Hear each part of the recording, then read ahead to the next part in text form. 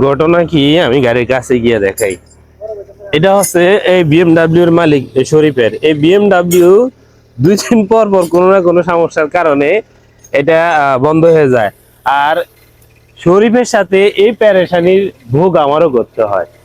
BMW এর চালু করতে গিয়া আনতে হয় এই বিমানের ইঞ্জিনিয়ার সাহেবরে।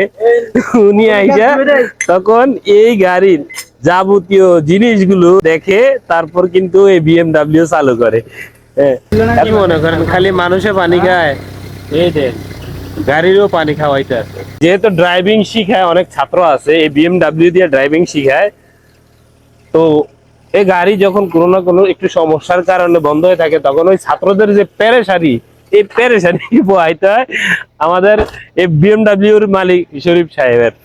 তো মিস্ত্রি সাহেব এখন কি এরকম বোঝা যায়, মনে হয়নি আর কোনো সমস্যা দেখা দিবি ইতিমধ্যে। হ্যাঁ, মিস্ত্রি সাহেব আসতেছে বিএমডাব্লিউর কীর্তি কাহিনী শুনে জ্বালাইছে বলে মিস্ত্রি। যাই হোক, বিষয়টা হচ্ছে আসলে এটা হচ্ছে ট্রেনিং কার।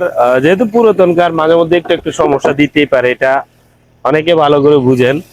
এখন কথা হচ্ছে এই বিএমডাব্লিউর গাড়ির মালিক যে শরীফ, ও কিন্তু শরীফ আর চাইলে ওর সাথে যোগাযোগ করতে পারেন। তার কারণ হচ্ছে এই গাড়ি বিক্রি করে দেওয়া হবে। হ্যাঁ, এই বিএমডাব্লিউ যেটা দেখতে পাচ্ছেন এটা কিন্তু বিক্রি করে দেওয়া হবে পরবর্তীতে। বিএমডাব্লিউর উপরে কিছু আসেনি ও?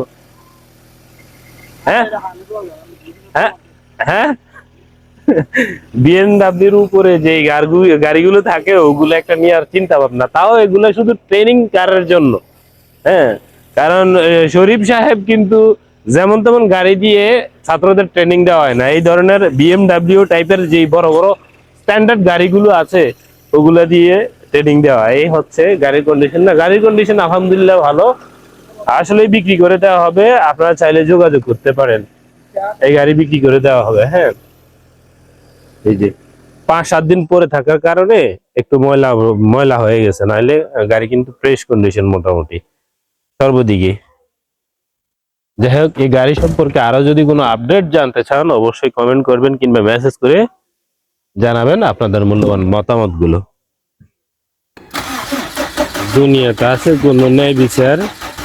2 দিন পর পর শরীফের গাড়ির অবস্থা সিরিয়াস হয়ে যায়, আর আসে মিকার, আর শরীফে ওই ভিতরে থেকেই অবস্থা করে, আর আমি হই তার মাঝখানে ছাগলের 3 নম্বর বাচ্চার মতো।